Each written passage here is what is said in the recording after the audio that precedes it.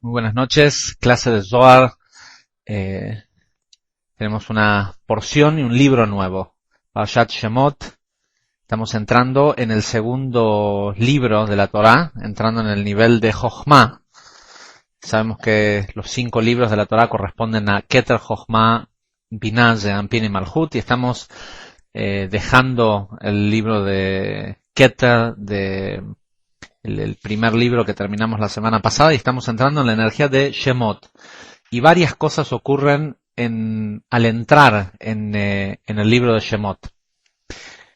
Una de las cosas que ocurre, que vamos a tratar de hablar de esto un poquito, es que hay un periodo en el tiempo, en la energía general de una época, que se modifica a partir de la entrada de la porción de Shemot.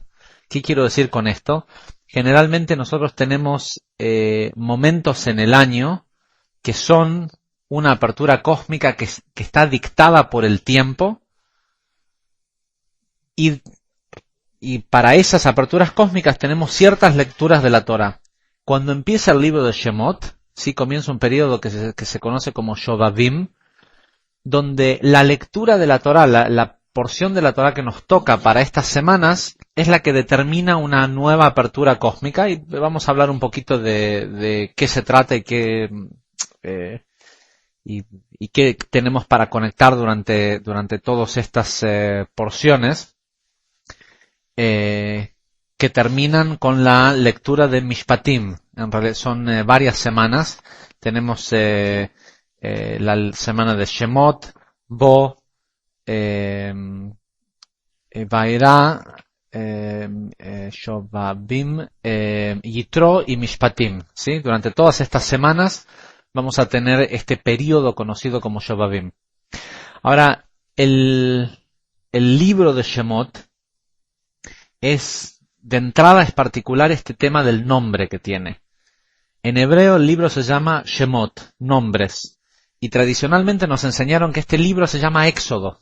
¿Sí? Nada que ver una cosa con la otra. Más allá de que hay alguna alusión en el Zohar que habla sobre Shamot, ¿sí? Que son desolaciones, o sea, es una palabra que tiene algunas interpretaciones según cómo se lea, cómo se pronuncie, pero Shemot literalmente quiere decir nombres. Y nosotros sabemos, aquellos que estudiamos Kabbalah, que durante el libro de Shemot es donde aparece la mayor cantidad de los nombres de Dios. Están los 72 nombres que aparecen en la porción de Beshalach, pero también hay nombres nuevos que aparecen durante Vairá. Vairá, de hecho, es la primera vez que el Creador se revela ante alguna persona como Yud-Kei Vav-Kei, y con este nombre que conocemos como este canal entre Jochma Jochma, Binah, Ze'anpin y Malhut, que aparece en el libro de Vairá, pero también en este libro, en la primera porción, en la porción de Shemot, aparece uno de los nombres con los cuales hay la mayor cantidad de meditaciones cabalísticas. Siempre tienen que ver con este nombre específico que es Eiyeh, ¿sí? Aleph Kei Yud Kei. Vamos a hablar también un poquito de esto. Pero en sí la idea es de El Shemot. De hecho, la porción empieza diciendo, dice, Ve'ele Shemot Bnei Israel. Estos son los nombres de los hijos de Israel. ¿Sí?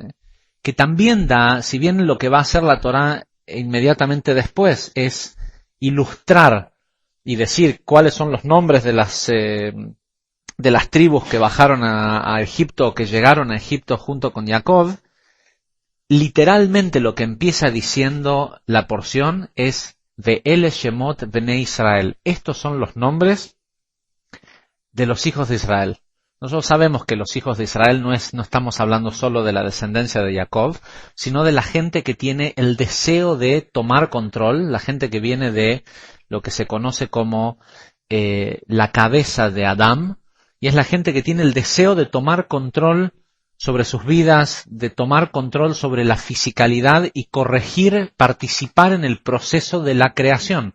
¿Sí? El mundo está lleno de seres humanos, y decimos que el mundo fue creado para el hombre, pero cuando el Zohar dice que el mundo fue creado para el hombre, para Adán, está hablando no habla de todos los hombres, ¿sí? El mundo fue creado para aquellos hombres que tomen el compromiso de ayudar en la co-creación de este mundo. Y a esos hombres, y mujeres por supuesto, que son aquellos que tienen el deseo de adherirse al Creador. Y esto es algo interesante, que es un tema que es difícil cuando uno entra en la espiritualidad, el no juzgar a la gente que no le importa para nada la espiritualidad, ¿sí? Pero no es para todo el mundo. Hay un grupo de gente que sí tienen el interés y el deseo de adherirse al Creador, y es necesario que lo hagan. No es que tienen este deseo porque ellos son especiales o son mejores, sino porque el trabajo que ellos tienen es el de co-crear este mundo y de eliminar el espacio entre la luz y la vasija, corrigiendo la esencia de la vasija. Y no es un trabajo que es para todos, es un trabajo que es solo para una pequeña cantidad de personas que tienen como misión formar una masa crítica y hacer el trabajo por todos los demás. Y a ese grupo de gente se le llama Israel, más allá de quién sean hijos y de qué religión sean. ¿Y cómo se hace? Con herramientas. ¿Y cuál es una de las herramientas? Los nombres. Por eso esta porción empieza diciendo Ve'ele Shemot Bnei Israel. Estos son los nombres de los hijos de Israel. Si sos de este grupo de gente que tiene no solo el deseo, sino el deber, la tarea de involucrarse en la co-creación del mundo, estos son los nombres, estas son las herramientas. Una de las sabemos, hay varias, pasan un montón de cosas en esta porción. Si bien la última para allá terminó diciendo que Jacob bajó a Egipto con sus hijos y se asentaron en la tierra de Goshen, y murió Jacob y murió Yosef, y los hijos de Jacob o los hijos de Israel se quedaron en Egipto. Si bien así es que esto sucedió y pareciera ser que es correlativo el hecho de que ahora correlativo en el tiempo, que ahora la Torá empieza diciendo estos son los hijos de Jacob que bajaron con él a Egipto. El Zohar nos explica que cuando la Torá empieza ahora a decirnos en la porción de Shemot, estos son los hijos de Jacob que llegaron, los hijos de Israel que llegaron con Jacob a Egipto, no se refiere al momento en el tiempo en el que los hijos de Jacob bajaron en la época en que Jacob estaba vivo y en la época de Yosef, sino que se refiere a que cuando Jacob vio que era el momento de la redención de la esclavitud de Egipto, que era el momento en el que podían salir de los 210 años de esclavitud, Jacob con sus hijos bajaron a Egipto. ¿Sí? Las almas de Jacob y de sus hijos llegaron a Egipto con Jacob para ayudar al pueblo a salir de ese exilio. Y hay varias secciones interesantes en el Zohar de esta semana, no vamos a entrar en mucho detalle, pero que habla de cómo los vivos dependen de los muertos, ¿sí? De aquellos que ya estuvieron e hicieron corrección. Hay una sección, ya no me acuerdo el número, mientras lo busco les cuento la sección. Es el 691. Es interesante leerlo. Es el versículo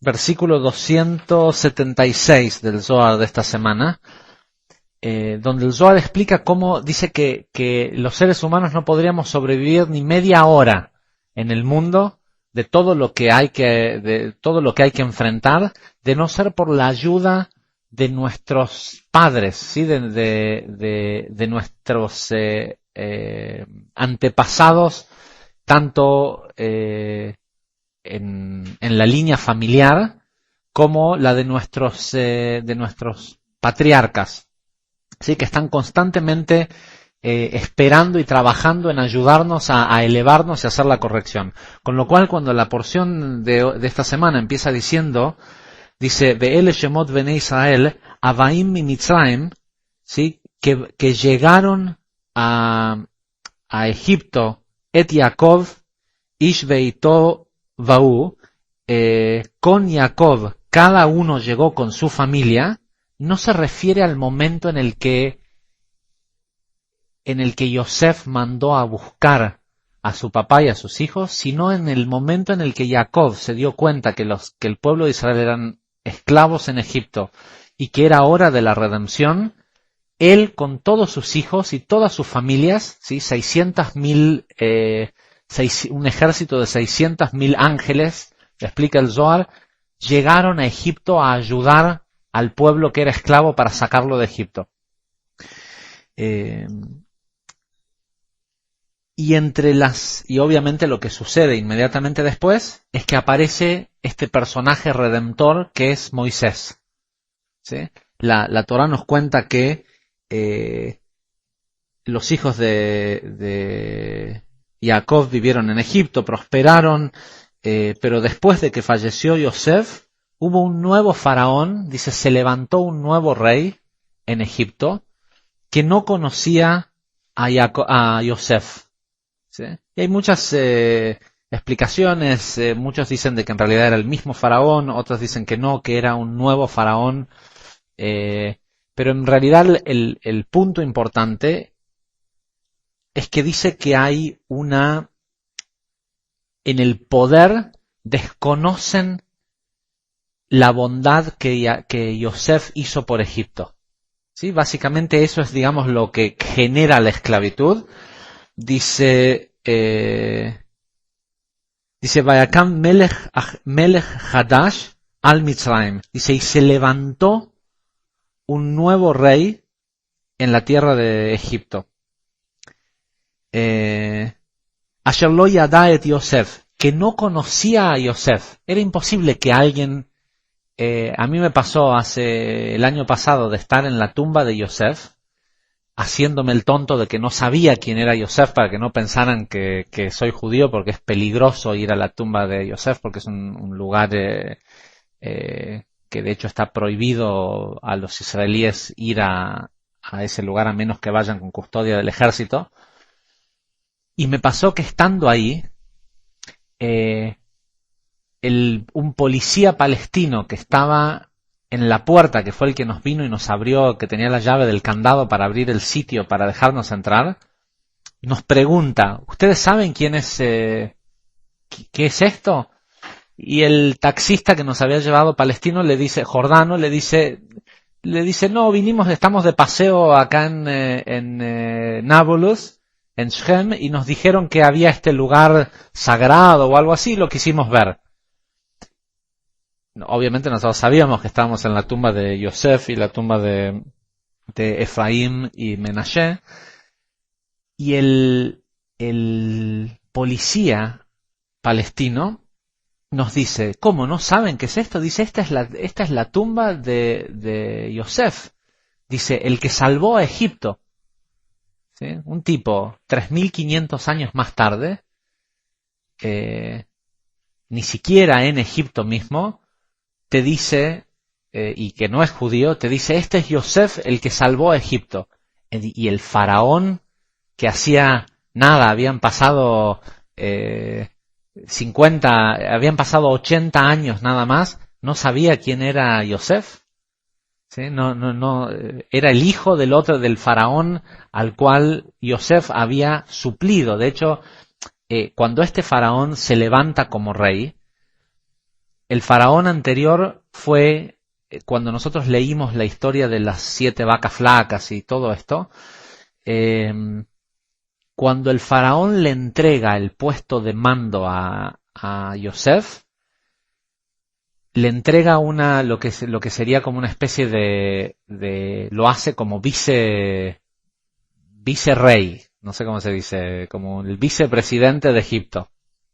Y Yosef es vicerregente de Egipto durante 40 años. En el año 40, el faraón muere.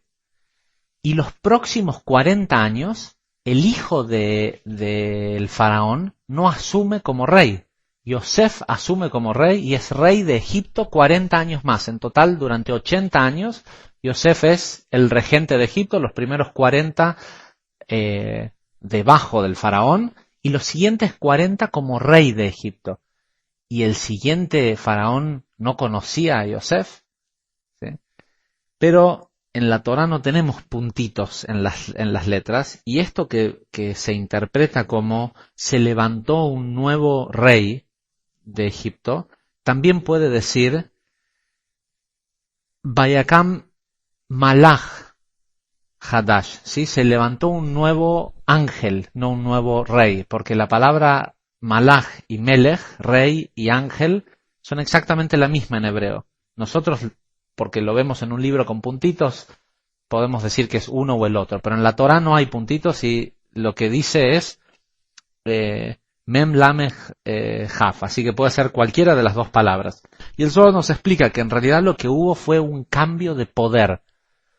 Y el cambio de poder que hubo es que el faraón nuevo dijo, bueno, ahora está bien, antes de que llegaran esta gente a Egipto, éramos un pueblo de gente, éramos débiles.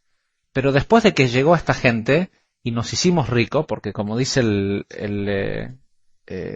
cuando Yosef fue regente de Egipto, Egipto se convirtió en el imperio más grande del mundo porque todos los pueblos de alrededor durante muchísimos años tuvieron que venir a comprar comida a Egipto, que era el único lugar donde había comida.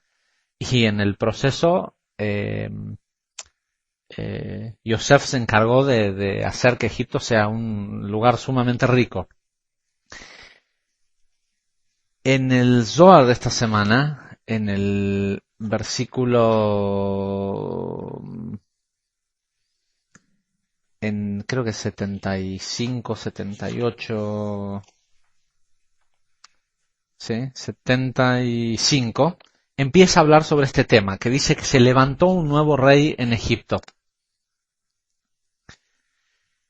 Y cuenta que en el libro de Rav Amnun Asaba está escrito que el significado de se levantó un nuevo rey en Egipto no es este que nosotros pensamos de que simplemente decretaron a alguien rey y era un tipo ignorante que no conocía a Yosef.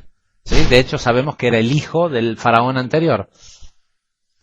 Imposible que no hubiera, y sabemos por otro lado que si el faraón hacía 40 años que se había muerto, así lo hubiera tenido hacía un día antes de morirse el faraón a este nuevo hijo. Este hijo no era un chiquilín, era un tipo que por lo menos tenía 40 años de edad. Y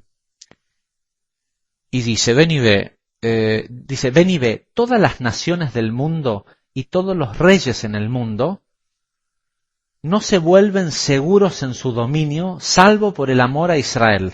¿Sí? Si no hay, y esta es una de las razones por las cuales la mayoría de los grandes imperios mundiales siempre han tratado de conquistar a Israel. Un pedacito de tierra que parece ser insignificante, todos lo quieren.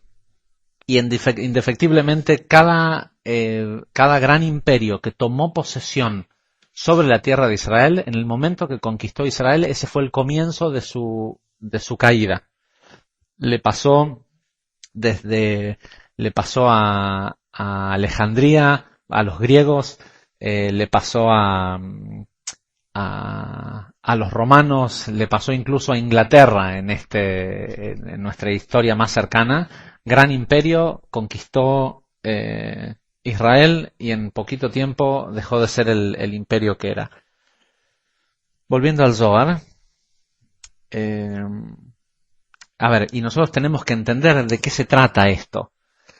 No es sino a través de la cabeza de Adán que el resto de las partes del cuerpo se nutren.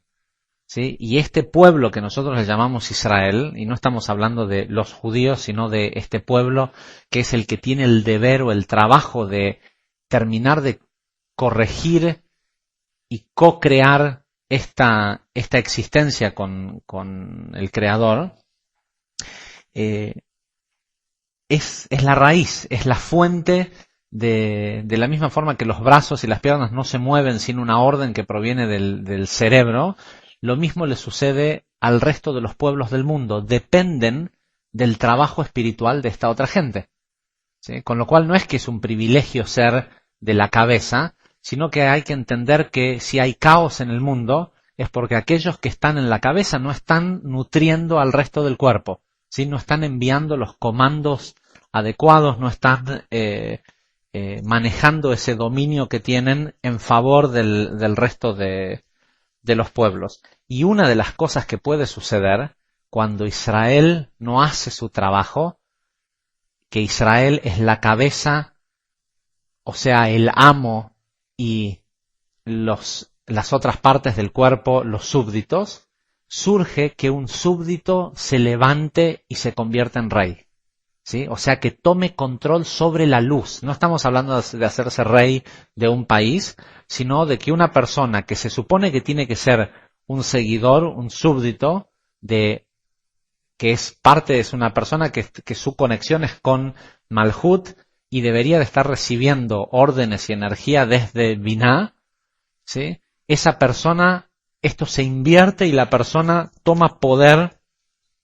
Y dice, literalmente el Zohar dice cuando, en el versículo 77, dice, y se levantó un nuevo rey en Egipto. Dice, este es el que fue designado sobre ellos. Era nuevo porque hasta ese tiempo él no tenía dominio sobre otras naciones. No es que era nuevo porque antes todavía no era rey. No había logrado dominio. Pero como el pueblo de Israel estaba en Egipto, y ahora vamos a ver en un minuto qué era lo que le había pasado al pueblo, pero el pueblo de Israel había probado del pan de Egipto, ¿sí? Se había enganchado en la fisicalidad y se habían olvidado de que eran Rosh, de que eran los que tenían que estar en la parte espiritual. Eso le dio poder a este nuevo rey por encima de otras naciones. Dice, entonces, era nuevo porque hasta ese tiempo él no tenía dominio sobre otras naciones. Entonces fue elevado para gobernar a todas las naciones del mundo. O sea, todo ese poder que había adquirido Yosef para Egipto, finalmente este tipo lo obtuvo. Dice, y finalmente esto fue realizado, dice, por tres cosas se estremece la tierra. Acá dice se estremece a ver qué dice en el arameo.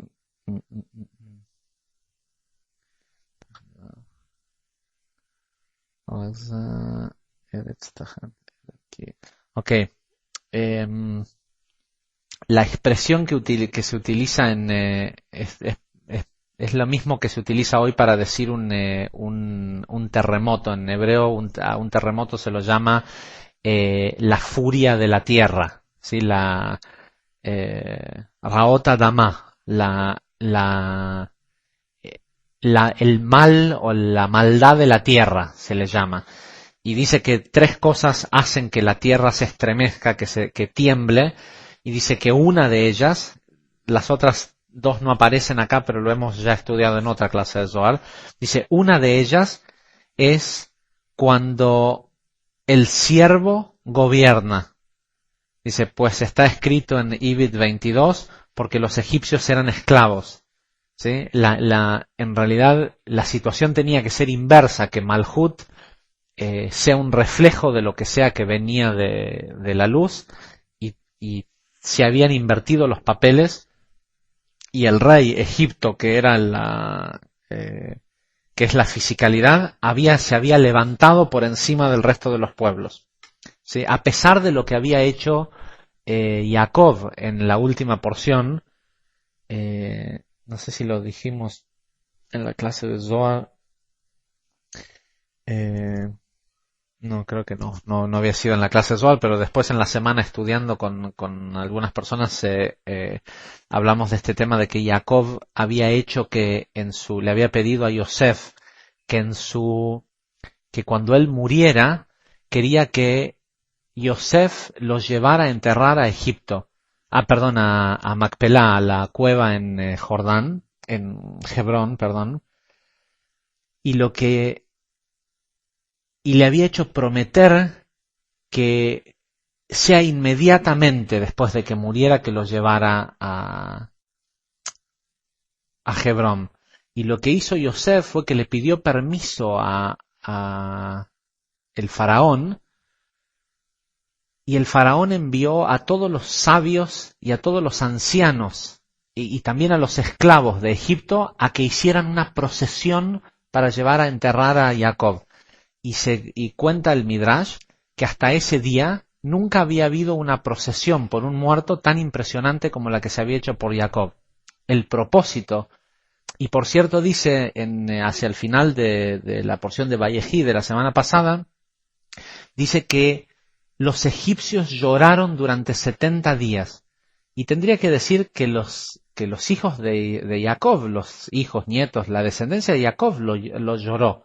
De hecho dice que cuando llegaron a la costa del Jordán para cruzar hacia la tierra de Israel, hacia Hebrón, dice que la gente del lugar, cuando vio cómo sufrían y cómo lloraban los egipcios, al lugar le llamaron Abel Mitzrayim, el duelo de Egipto.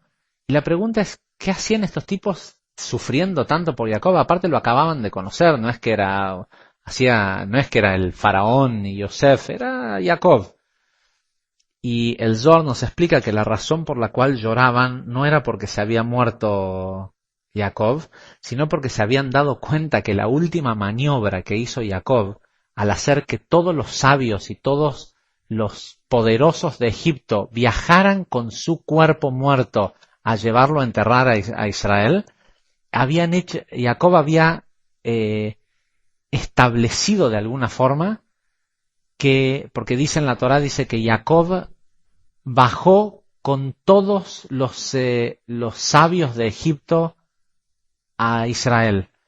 Y lo que el Zohar explica es que lo que hizo Jacob es que se llevó el poder espiritual que tenía Egipto y se lo transfirió a Israel.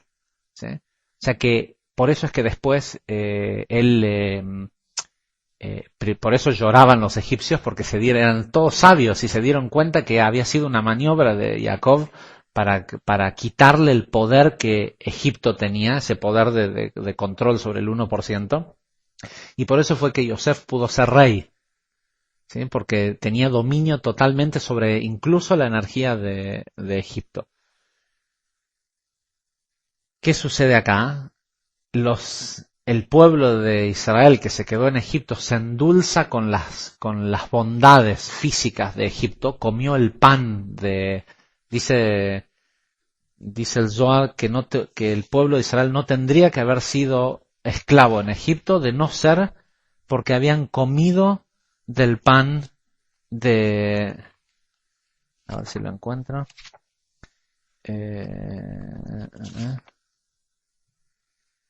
Hay una sección que es el versículo 21 que habla de no comer el pan de una persona que causa mal de ojo. ¿Sí? Sabemos que una persona que causa mal de ojo es una persona que ante cualquier cosa que tiene enfrente se concentra más en la fisicalidad que en la luz de esa cosa. ¿Sí? Es la gran tendencia de la conciencia de Egipto, que era preservar el cuerpo y no el alma. ¿Sí? Momificar a la gente, el preservar lo físico. Y después hacia el final de esta sección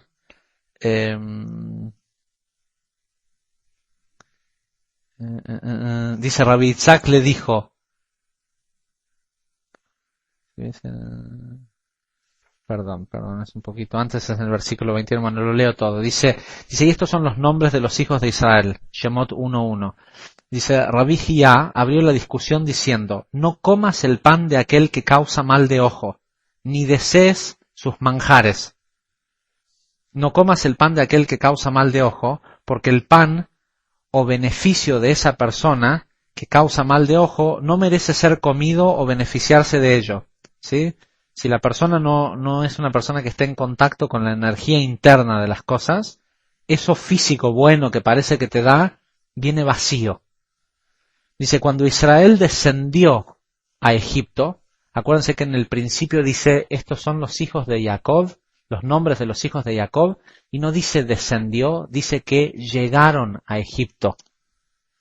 Y es totalmente distinto, y después Rashi explica que la razón por la cual al principio dice llegaron es que si nosotros entendemos que cuando está hablando de este momento de Jacob, ya hacía 210 años que estaban viviendo en Egipto, Rashi dice que utiliza la palabra llegado porque ellos se sentían como recién llegados, nunca sentían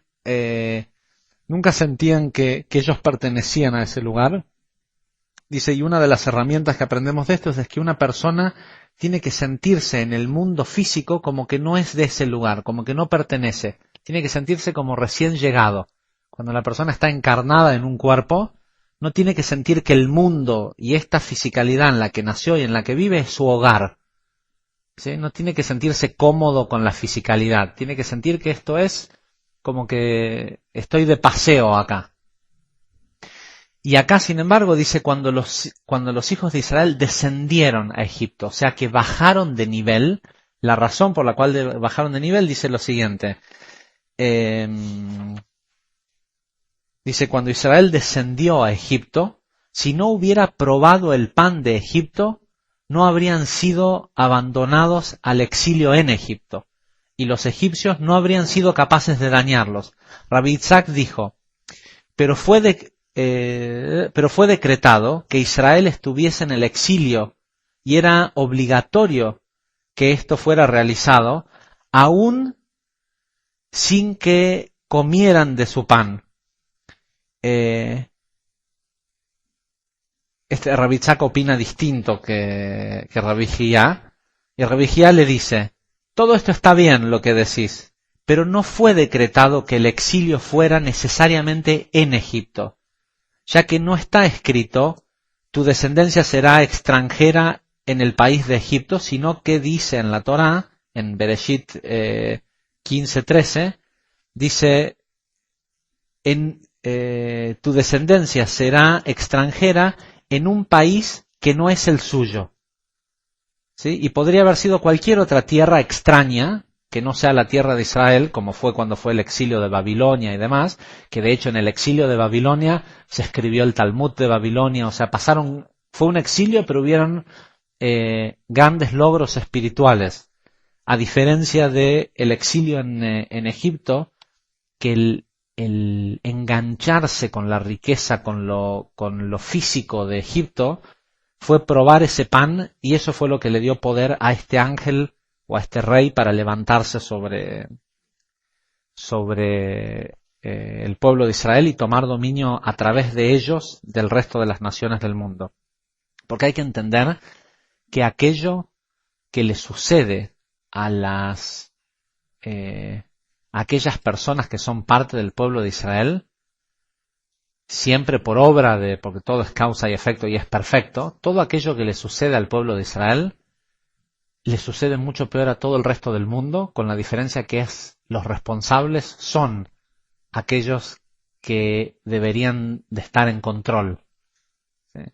El caso más reciente es el Holocausto. Todo el mundo habla de 6 millones de judíos que murieron en el Holocausto, pero en total 26 millones de habitantes del mundo murieron en la Segunda Guerra Mundial, porque mientras por la caída espiritual, por la razón que sea, el pueblo de Israel tiene que sufrir, eso se desparrama en todo el resto de las naciones.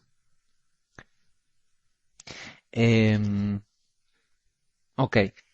Y ahora vamos a hablar, esto es lo trágico, ¿sí? Esto es lo que sucedió, terminaron enganchándose, pero al mismo tiempo inmediatamente nace Moshe. Y en este mismo momento, o sea, toda esta tragedia de la esclavitud de el pueblo de Israel en Egipto ocupa una sola columna de la Torá. para el final de la columna esta del libro de Shemot, de la primera columna del libro, ya nació Moshe y ya empieza el proceso, la revelación del Creador ante Moshe. ¿Y cómo se revela? Tenemos la historia del Moshe sale a pastorear. Bueno, primero Moshe se da cuenta del sufrimiento de esta gente, se tiene que escapar porque mata a un egipcio, todo el resto de la historia. Pero eventualmente cuando el Creador se le manifiesta, le entrega el primero de los nombres. ¿Sí? Le entrega, si bien eventualmente en este libro de Shemot Moshe va a recibir, pareciera que es inmediato en la Torá, pero en realidad va a ser dentro de 16 años cuando reciba, desde este momento que él nace, van a pasar desde este momento 80 años hasta que se revelen los 72 nombres, pero desde el momento en el que aparece la revelación del Creador a Moshe, cuando le dice vas a ir y vas a liberar a este pueblo, transcurren otros 16 años hasta que aparezca los 72 nombres, que son los que Moshe va a utilizar para dividir el Mar Rojo. Mientras tanto, había que hacer todas estas otras maravillas que eran las plagas de Egipto. Y ese tipo de magia, ese tipo de cosas, de dominio sobre el 1%, se hacen con estos nombres. ¿Y qué tenemos? El primer nombre que le revela el Creador a Moshe, que es uno de los nombres que se utiliza muchísimo en las distintas meditaciones cabalísticas, es también un gran secreto. De hecho, gran parte de la metafísica no cabalística, por llamarle de alguna forma, como si pudiera algo metafísico no ser cabalístico, pero me refiero específicamente a la literatura metafísica que hay en el mundo, que no hace mención a la Kabbalah, siempre hace mención al poder de la persona, al poder del uno, al poder que muchos lo conocen del yo soy. ¿Sí? Yo soy el creador y yo soy capaz de hacer esto. ¿Sí? La persona, hay incluso muchas escuelas de espiritualidad que promueven que el estudiante constantemente afirme su parte divina, afirmando que Él es Dios y que puede hacer esto y puede hacer lo otro, y como Él es Dios no puede sufrir estas carencias. ¿Sí? Sobre todo hay toda una escuela de metafísica de una señora venezolana que ya falleció hace muchos años, que se llama Connie Méndez, que da como formularios de fórmulas y fórmulas y fórmulas de distintas afirmaciones que la persona hace diciendo yo soy Dios y por eso tengo esto que es bueno en mi vida y agradezco porque como soy Dios no hay discordias, no hay esto, no hay lo otro. ¿Sí? Son como una especie de programaciones. Dios se aparece ante Moshe y le dice, oíme Moshe, sos el elegido, vas a ir a salvar a este pueblo. Ya lo hemos comentado en años anteriores y es divertido toda la discusión entre por qué Moshe se resiste y no lo quiere hacer y hay todo un ida y vuelta que le dice no me va a salir a hablar bien, no voy a poder hacer esto, no. Hace un montón de cosas, sobre todo porque Moshe no quería ser él el salvador sabiendo que su hermano que había quedado en Egipto era el líder de todo el pueblo, Aarón, y aparte era su hermano mayor. ¿Sí? Lo lógico hubiera sido que Aarón sea el redentor. Finalmente, cuando acepta, Moisés le dice a Dios, le dice, oíme, pero voy a ir y le voy a decir que me mandó Dios, y en Egipto están llenos de dioses, y son dioses poderosos los que tienen ellos. Y si me preguntan quién es el Dios que te mandó, ¿qué le voy a decir? Y en el versículo 15 o 16 de la parashá de esta semana,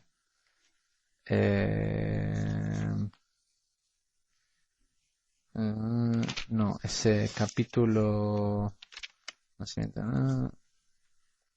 Es el capítulo 2 de Shemot, el versículo 14.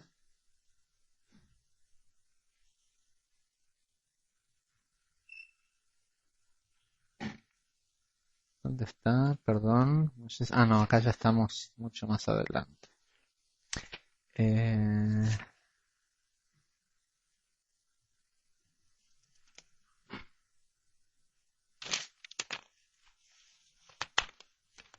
Alcanzamos ya.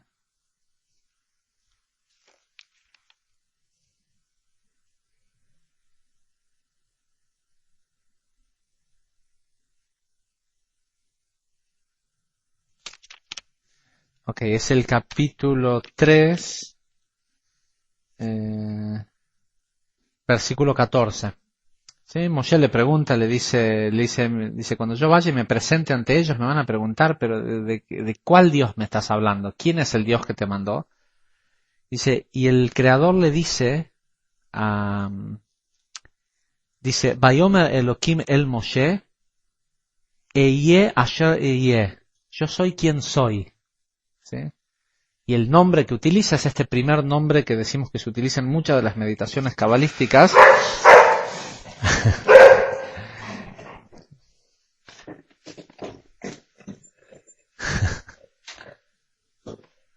Para, pausa. Bueno, estamos de vuelta después de una pequeña interrupción canina, como habrán oído anteriormente. Bueno, y estábamos con este concepto de yo soy quien soy. Y si nosotros entendemos que el propósito de este libro de Shemot, de todo este libro que vamos a tener con nosotros las próximas 2 o 3 meses, tiene como propósito darnos las herramientas, y recién la semana que viene vamos a descubrir la herramienta que es el Yud-Kei Vav-Kei, ¿sí? En esta semana aparece la herramienta del Aleph-Kei Yud-Kei, ¿sí? Este nombre que es esta respuesta que le da Dios a Moshe cuando le dice, cuando te pregunten quién es el Dios del que estás hablando, decirle que yo seré quien seré. ¿Sí? La mayoría de la forma en que está el tiempo verbal es en futuro, pero la mayoría de las traducciones de cualquier Biblia dicen que que Dios le contesta a Moshe, yo soy quien soy, cuando te pregunten quién soy. Y esta idea de que primero que nada que la persona que tiene que leer esto de la Torá, cuando lo lee en primera persona. Cuando una persona lee esto, lee literalmente de la Torá, yo soy quien soy. Y este soy quien soy está mencionando un nombre de Dios. ¿Sí? El famoso poder del uno, ¿sí? El poder de la persona, lo que la persona es capaz de hacer. Si nosotros entendemos que el verdadero propósito por el cual nosotros vinimos, y cuando digo nosotros vinimos a este mundo, no me estoy refiriendo a todos los seres humanos del mundo, sino a aquellos que estamos interesados en estudiar espiritualidad, que no son la gran mayoría, y no está mal que no sea así. Lo que está mal es que todos aquellos que sí están interesados en la espiritualidad no tengan acceso. ¿Sí? No se trata de que todo el mundo sea espiritual, porque no todo el mundo tiene esa responsabilidad. Pero aquellos que tienen la responsabilidad, es nuestra responsabilidad también facilitarlo, hacerlo, ponerlo a disposición. Aquellos que tenemos esta responsabilidad, también tenemos este poder. Tenemos el poder de cuando decimos yo soy, y por eso es importante que la persona no diga, ay, soy reverendo tanto, tremendo tal cosa porque me equivoqué o porque no hice lo correcto. ¿Sí? Muchas veces nos acordamos de decir yo soy y lo que decimos, lo que viene después es algo negativo o algo egocéntrico. ¿Sí? Cualquiera de las dos. Y en realidad lo que tenemos que acordarnos cada vez que se nos ocurre autoevaluarnos, más allá de cuál sea nuestro nivel de corrección, en donde estemos en nuestro camino de búsqueda de la perfección, es acordarnos que lo que somos es Dios. Y si Dios tuvo la idea de la creación y nos involucró en el juego de la creación para co-crear con Él, nosotros tenemos el poder de cambiar las cosas. Y no es algo que es una especie de utopía de la cual uno habla porque está bueno que pienses que si estudias algún tipo de espiritualidad te sientas con poder, si sientas que podés hacer cambios y que podés lograr cosas. Es importante que la persona entienda que en la búsqueda de su propia perfección, en su camino espiritual,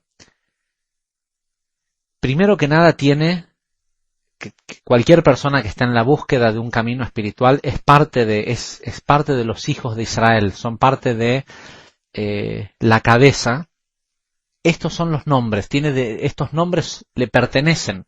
La persona tiene derecho a utilizar el poder del yo soy, el poder del Yud-Kei Vav-Kei, el poder de los 72 nombres. Tenemos derecho porque nos pertenecen.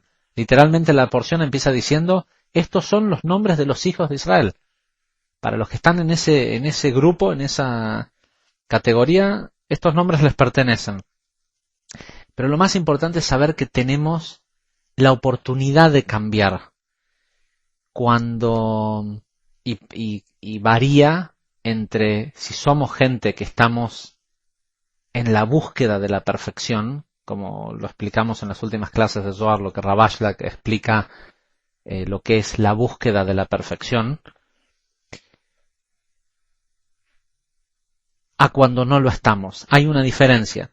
El Zohar en el versículo 78 de esta semana, que viene inmediatamente después de lo que leímos de cuando se levanta un rey, se levantó un nuevo rey sobre Egipto, dice lo siguiente. Dice, Rabbi Hiyá dijo, 30 días antes de que el poder venga a una nación en la tierra, o antes de que una crisis venga a una nación en la tierra, esto es anunciado en el mundo. Esto es dado algunas veces a la boca de los niños y algunas otras veces a la gente que no tiene sentido común. Y a veces les es dado a las aves. Y ellos comunican en el mundo y nadie los escucha. ¿Sí? Lo primero que nos cuenta esto es cuando no hay justos, cuando no hay otra gente a quien dárselo, dice que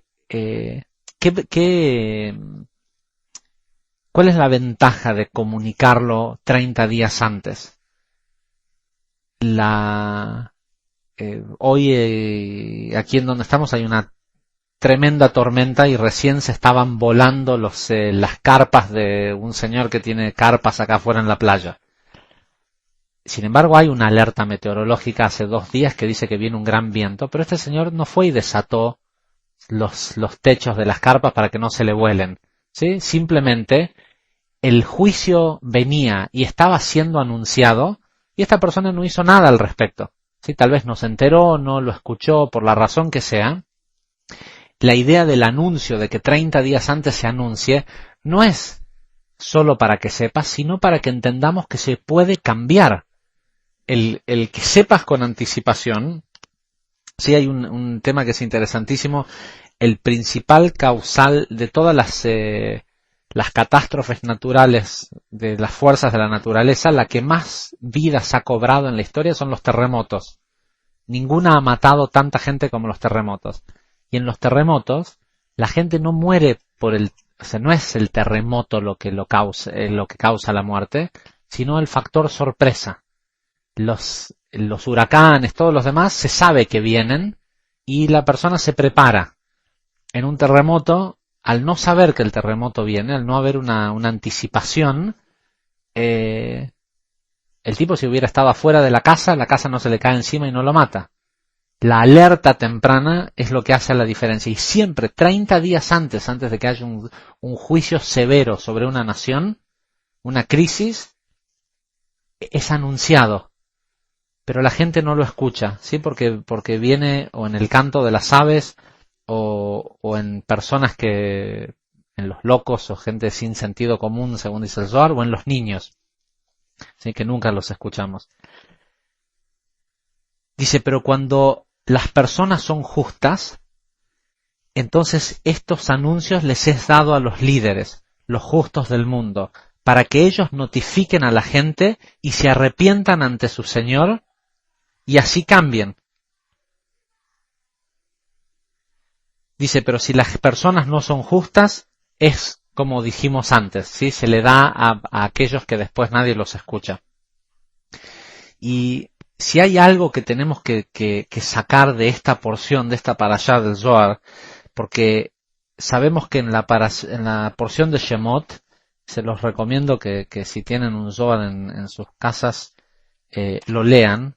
En la porción de Shemot es la porción del Zohar donde aparece todos los detalles sobre la redención final, sobre el Gmar HaTikun, sobre el final de la corrección. Y viene inmediatamente después de esto que leímos, ¿sí? Es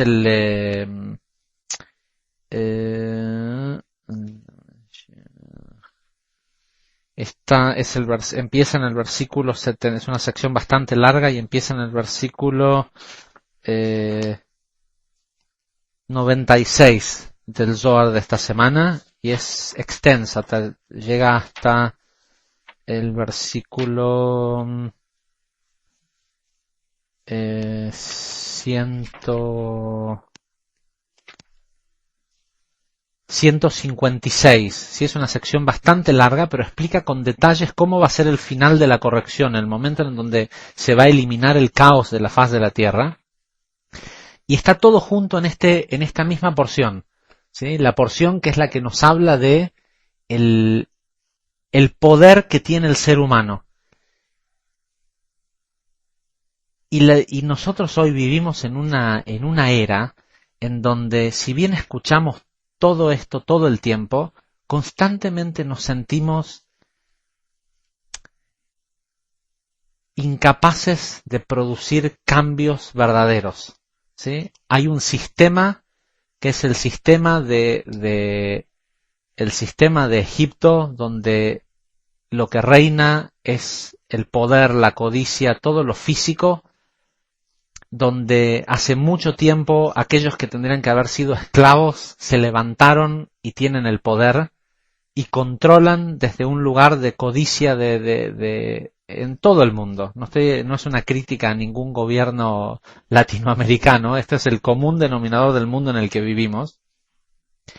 Y sentimos que no hay nada que se pueda hacer al respecto, nos sentimos incapaces, impotentes, porque nos olvidamos de quiénes somos, ¿sí? Y nos conformamos, decimos, bueno, pero como no se puede cambiar, hagamos aunque sea este poquito de algo bueno. Y sentimos, porque no nos damos cuenta que realmente somos Aleph Kei Yud Kei, ¿sí? Nosotros somos quien somos, no somos cualquier cosa, somos capaces de cambiar todo el mundo y el Zohar aquí lo dice. Y quiero terminar con el versículo 252 del Zohar de esta semana.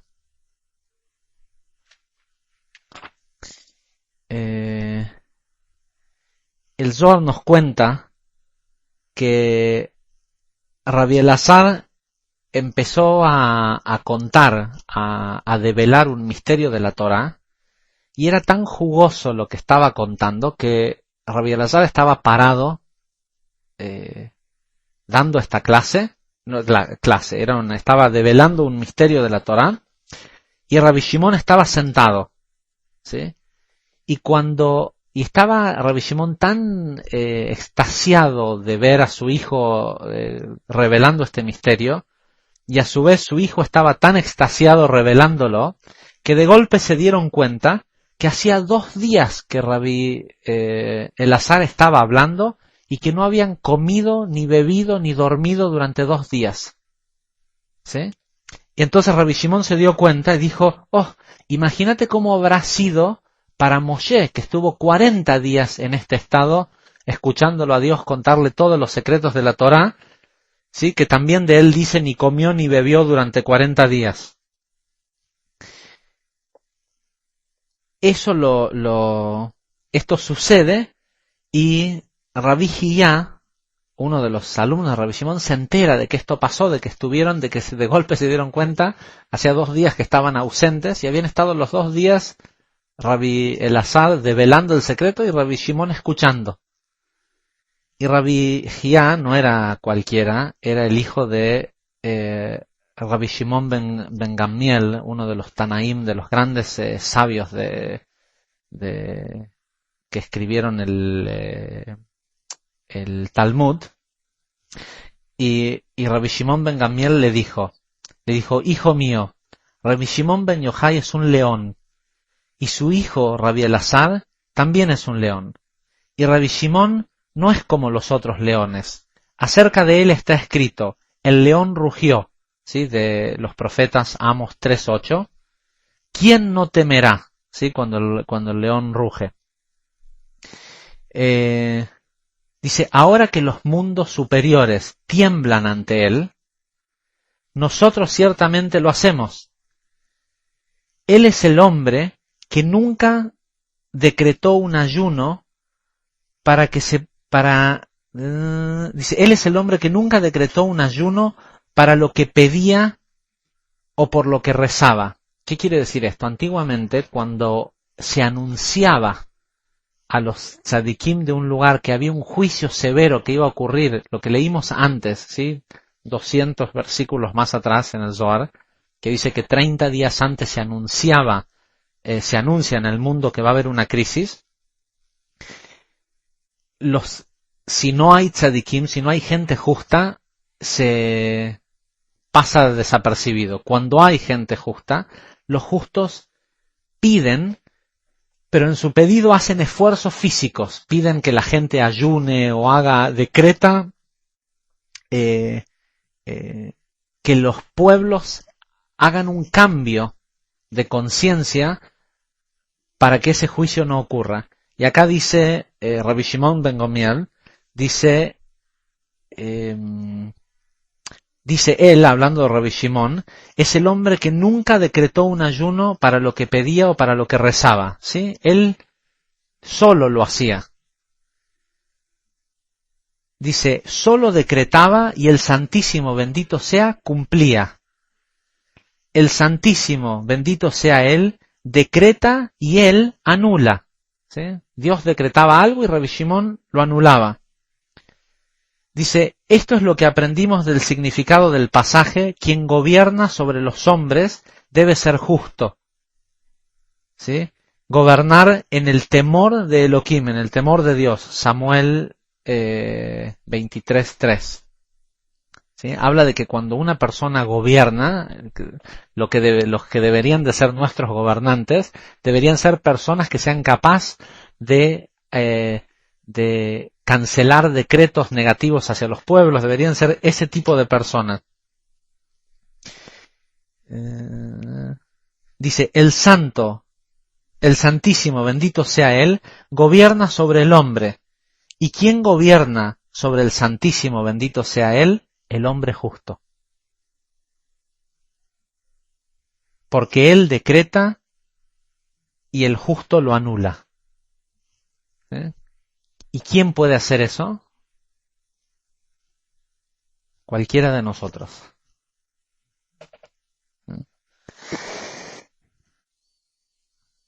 Muchísimas gracias.